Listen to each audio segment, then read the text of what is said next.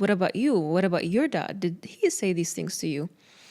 And it got me thinking that as a woman in the Middle East or from traditional societies, you don't talk to your dad about these things and they don't talk to you about it. It's just expected. But what is expected, you have no idea. Usually, the mother would filter that out. And that led us to the conversation. I was like, okay, how did it make you feel, really? She said, I felt abandoned.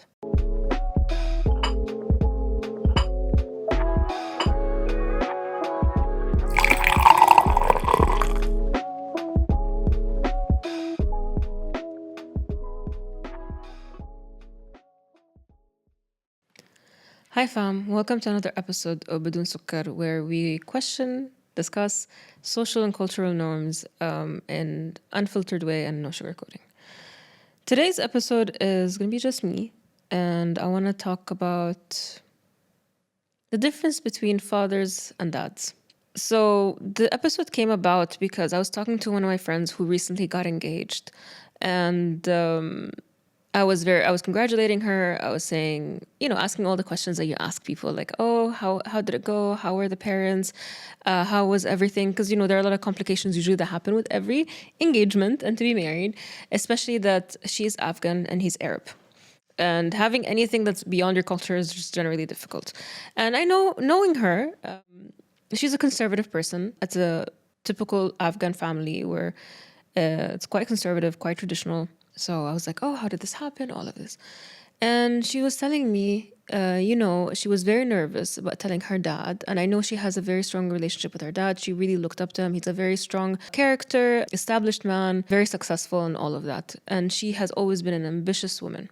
And she told me that when she was telling him all of these things and she was concerned about what his reaction would be about her finding someone and, they want to take it to the next step and they want to get engaged. Because obviously, like us, Afghan women don't really necessarily date, or at least that family doesn't really date. I don't want to generalize.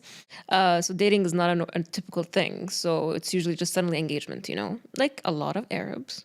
He told her that he never wanted her to have an arranged marriage.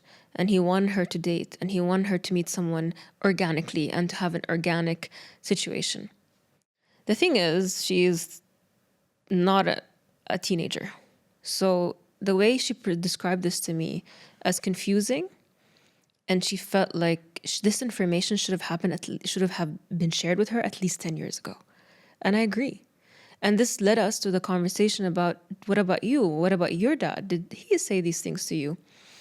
And it got me thinking that as a woman in the Middle East or from traditional societies, you don't talk to your dad about these things and they don't talk to you about it. It's just expected. But what is expected, you have no idea. Usually, the mother would filter that out. And that led us to the conversation. I was like, okay, how did it make you feel, really? She said, I felt abandoned. And that's something I feel a lot of us felt at some point with our fathers. And this led us to the conversation is we have fathers, not dads. And the definition that we both reached is a father is someone who would provide you with safety, with maybe financial stability, maybe, your physical needs, your survival needs. And that's it. What we don't have, or what a lot of us did not have, is a dad. The ones that we see in the movies, Western movies, not even Arab movies specifically. And I started asking questions to my friends, to my community, and I posted a question on Instagram as well. And my question that I asked them was, what's the one thing that you wish you could ask your dad more of? And what came back were all emotional needs one way or another. It was calmness and tranquility in the home, care, hugs, communication, anything. At one point, some girl said anything. And that's heartbreaking. We're asking our fathers to have soft skills. That's what we're asking. And it's a bare minimum. And it seems like it's global. It's not Arab or non-Arab, but I think we have it more because there's a really traditional relationship between an Arab father and an Arab daughter. And there's a lot of taboos and fears and pride and protection and hierarchy and the patriarchy, all the big words, they're there. But then I wanted to discuss that a little bit even more. I started looking into what does it really mean from a scientific, psychological perspective. So the impact of a father on a daughter is different than the impact they would have on a son. Because the father will help the girls or women form self-esteem, self-respect, confidence, opinions about other men, relationships, and the need for approval. These are crucial, crucial, crucial things that every woman need to be healthy and to be in her secure feminine. So when you have an absent father, or you just have a father, let's say not a dad, these things will develop in a very specific manner. And studies have shown that women who grow up without fathers or healthy role models will have a higher propensity to having eating disorders, higher propensity or probability of addiction, higher probability of crime and theft. Actually, it's 76% more probability of you having committing a crime and 70% more likeliness to form a drug habit. So actually, there's a lot of studies that have done by so many different people, and there's a project called the Fatherless Daughter Project and Parents' Guides to Eating Disorders, and a lot of it show the impact and the importance of father and dads in your life.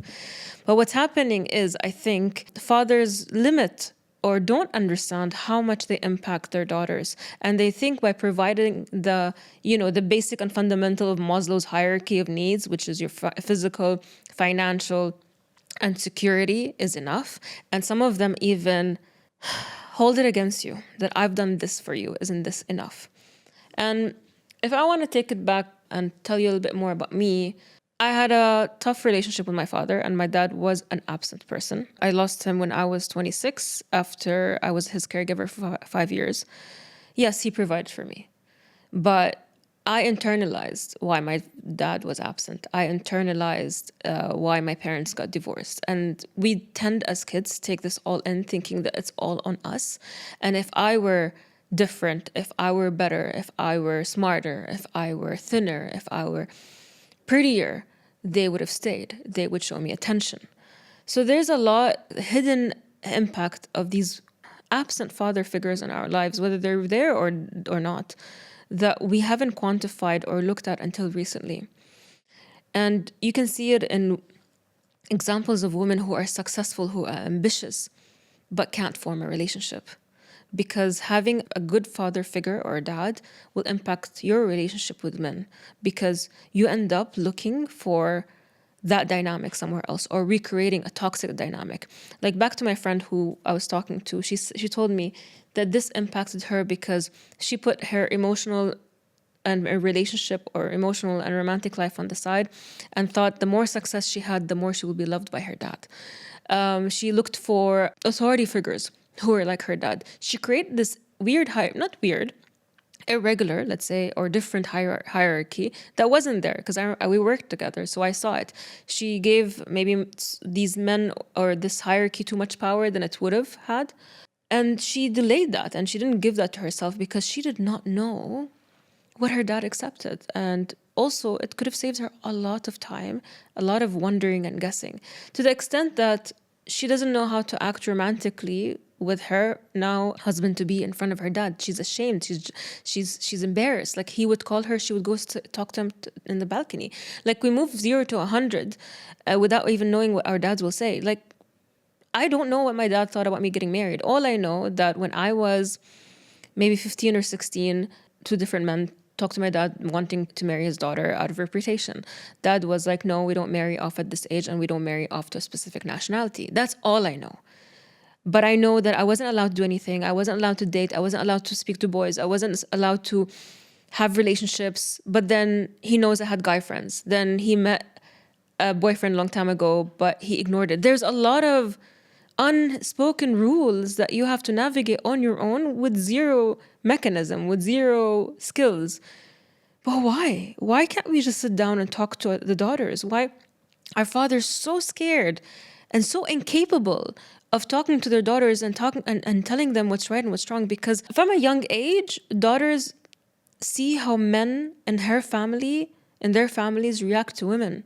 I grew up in a place with a lot of men, and they overly sexualized women around them. You know, they always objectified women. They always spoke about women in a sexual manner. I eventually reduced my value to how sexy I was, whether I was or I wasn't. That if I wasn't showing enough skin, that I wasn't showing and getting enough attention, then I'm not worth it.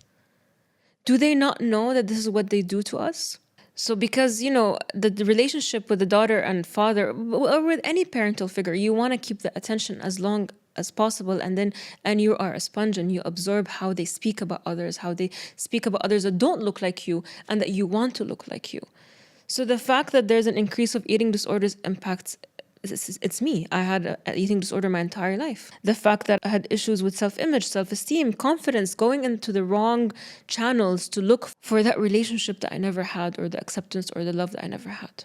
So here, the moral of the story is, I think men and fathers really, really reduce or think so less of themselves to know how much they impact their daughters. They think that their role is just providing, when it's not. Kids will grow out of the things that you couldn't give them, but not emotional support, not emotional need, not being there for them, not being the protection that you were supposed to. Then we wonder why females are feeling this way, and they step up and they're imbalanced and they demand specific things from men that men cannot give them anymore. It always starts from our source and the fundamentals that we have or we don't have. So my friend couldn't be in this episode, but I'm doing it on her behalf. For her, we spoke about this for at least an hour, and we texted a lot about this because she lives in another country. She felt betrayed. I feel betrayed. And a lot of women I know feel betrayed. By whom? By the first men in our lives. This is not to bash you or to make you feel less. It's actually to empower you and tell you, you have a direct impact on your daughters, whether at a young age, especially at a young age, or if they're older. Unfortunately, I don't have that relationship with my dad anymore because he's not here. But there are a lot of times I missed him and I wished he told me more. I wished we spoke more. I wished I knew more. I wished he was a better role model. I wished he showed attention. I wished he spoke to me. I wished he was compassionate to me. I wished he saw a woman differently. I thought he was angry with me because I looked like my mother. The thing is, with my dad, he did share, in some instances of weakness, let's say, that he still loved my mom. And he asked me about, how do you think love evolves? Does it ever leave? Maybe, but those the most compassionate things I've ever heard him say. And why are they 2 instances or 3? We shouldn't wait to have these moments with our daughters or kids. We shouldn't let them hang and wait and wonder and tiptoe around their fathers, because that's the relationship we have with them right now. It's a very tiptoeing relationship. It's a lot of wondering, and we can fill up a lot of that space mentally with all the wrong information, and we would never know. So this is it for me today, really. It's a hard topic to speak about. To admit that my father was absent, to admit that I felt like I wasn't enough, for my friend to come and tell me that she felt abandoned, for my friend to come and tell me that he would have saved her a lot of time, and he could have helped her navigate those waters that are so detrimental and so important. And one of the examples that she gave me is, she knows a friend in the UK. She's also Arab background. She is in her late 30s to 40s, successful. She makes nation level decisions. But what she told her is, I don't know what I like about men, because no one helped us figure that out. What role models did we have? So I'll leave you with that thought. I'll leave you with that emotion. I'll leave you with that ambiguity, because we are at this stage. And the main learning, the main takeaway, and from all the research I read and the books that mentioned these pains, there's a book called The Fatherless Hunger, which is why you might starve yourself, looking literally and conceptually why you might have that hunger and what you feed it within you. The coping mechanisms, or the way to heal from this, is to actually become the father you never had. First of all, forgive them if you can. I think forgiveness is overrated. Forgive them if you can. And then look into ways how you can turn whatever you wanted from them inwards, how you can be everything that they missed out to be, and how can you make sure that you break that cycle.